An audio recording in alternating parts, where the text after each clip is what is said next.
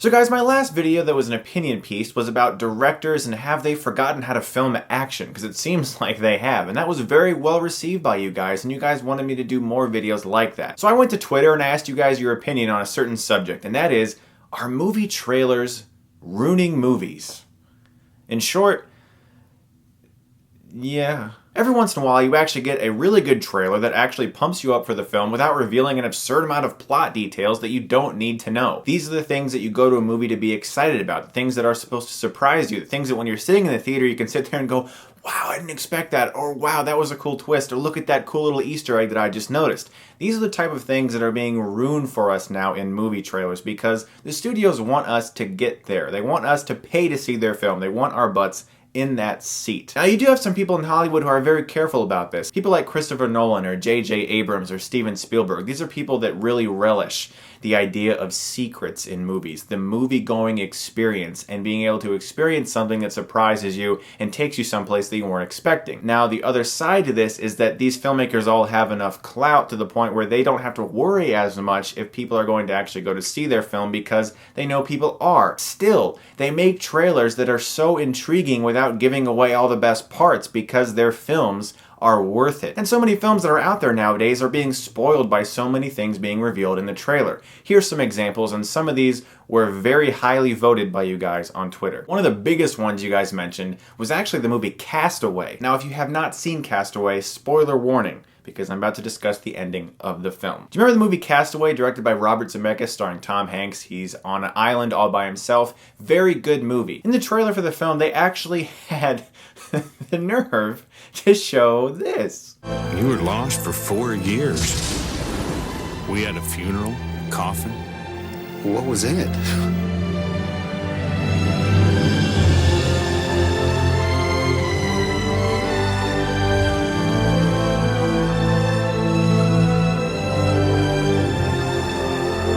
They literally show in the trailer that he makes it off the island.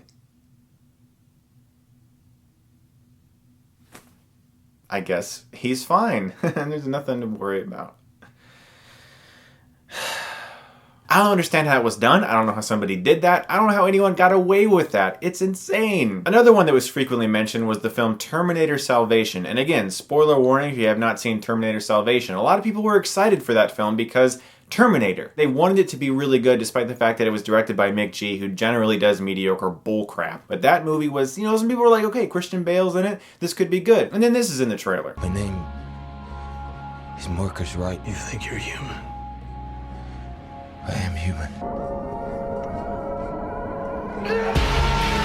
Any suspense or mystery about that character and whether or not he was a robot was just completely taken away by that. There was no surprise, and it was all ruined. Another thing that people wanted me to discuss was the fact that some trailers don't necessarily spoil plot points, but they mismarket their film. They show a film in a trailer that looks a certain way because they think that'll get the most people in the audience, but the film is not exactly that way. One of the primest examples was Drive. A lot of people watched the trailer for Drive and thought, hey, this is an action movie. Drive really is not an action movie. This didn't bother me because as I watched the trailer and saw that it won Best Picture at the Cannes Film Festival, and they had that very operatic music in there, I wasn't thinking it was going to be an action film, and I knew a little bit about Nicholas Winding Refn's filmography. However, some people who didn't know those things that I just said thought they were going to go watch Transporter 4. And unfortunately for those people, they were very disappointed by that movie. And that is something that's happening a lot lately too, is it's just really a studio that is trying to promote a film in a certain way that they think the audience wants to see. They are going for a demographic that they think can make them the most money.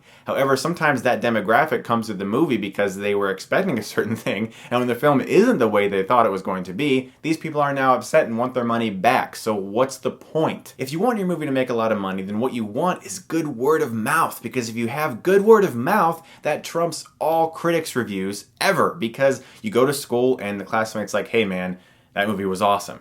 You're going to more than likely trust that person right in front of you than a review you read on the internet, unless you really do care about critics' reviews. But I'm talking about the average general public. They want good word of mouth. If you falsely advertise your film and then they go to see it, and that disappoints them because it wasn't the film they were expecting, you're not going to get that good word of mouth, and you're going to make less money. How do people not connect the dots on this? It's so easy. If you have a film that is a certain way, market it for that audience that you know that film is going to want to see, and market it in the way that it should be marketed, not just to get butts in the seats, but market it as the film that it is, and don't spoil a whole bunch of stuff. Now, by far, I'm talking by far the biggest one that everyone mentioned on my Twitter was The Amazing Spider-Man 2, and I have to agree. Spoiler warning coming up for that film. If you have not seen it, I'm going to discuss certain plot details in detail. Not only did that trailer spoil the final shot of the movie by showing Spider-Man swinging a sewer grate into Rhino, making you think, well, if that's how the trailer ends, then there's going to be a fight, right? Actually, that's just the last shot in the movie. Not only did it show things like that, but it showed Doc Ock's arms and Vulture's wings. It showed Gwen Stacy hanging in a clock tower and Spider-Man spinning down a web towards where she's hanging. Anyone who ever read a comic book in their life could have told, well, you know what?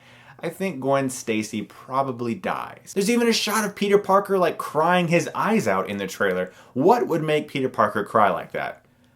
More than likely his web shooters didn't run out of webbing.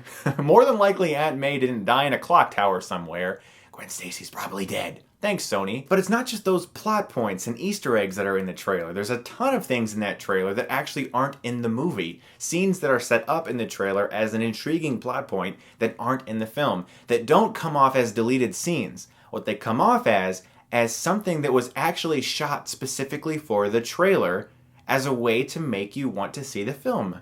That's not actually in the movie. Now let me explain this, and I'm going to back this up with points, because you might be saying, well, Chris, no, those are just deleted scenes. They'll be on the DVD and the Blu-ray. And you may be absolutely right. Some of those scenes may be on the DVD and the Blu-ray, like the scene where Harry looks at Peter and says, hey, Oscorp had you under surveillance. Why? Isn't that the question of the day? Not in the movie at all. It might be on the DVD, but let me talk to you about a certain scene that's in the trailer. Let me show you that scene. Here it is. What about Peter? Not everyone has a happy ending. So Harry Osborn's talking to Norman Osborn on his deathbed. Now remember that scene in the movie was the first scene we had with Harry Osborn, really. He's talking to Norman, he's realizing his father's going to die, they're talking about this disease that they're both contracting. Now in the trailer he says, what about Peter? And Norman says, not everyone has a happy ending. Now this makes no sense to me, you know why? Because in the movie, during that scene where Harry is talking to Norman, Harry hasn't even seen Peter in like 10 years. They don't meet until later in the movie. So why in the world would he, with a smirk on his face, ask his dad, what about Peter? And then Norman says, hey, not everyone has a happy ending. Why would that be in the movie then? Because it wouldn't be in the movie then. He has no idea where Peter is. He hasn't seen him in like a decade. That scene, I think, was specifically shot for the trailer to make it seem like Harry and Norman were going to team up against Peter. That's the only way that can make sense to me. And that makes me really pissed off. Hey, Sony, what the hell, man?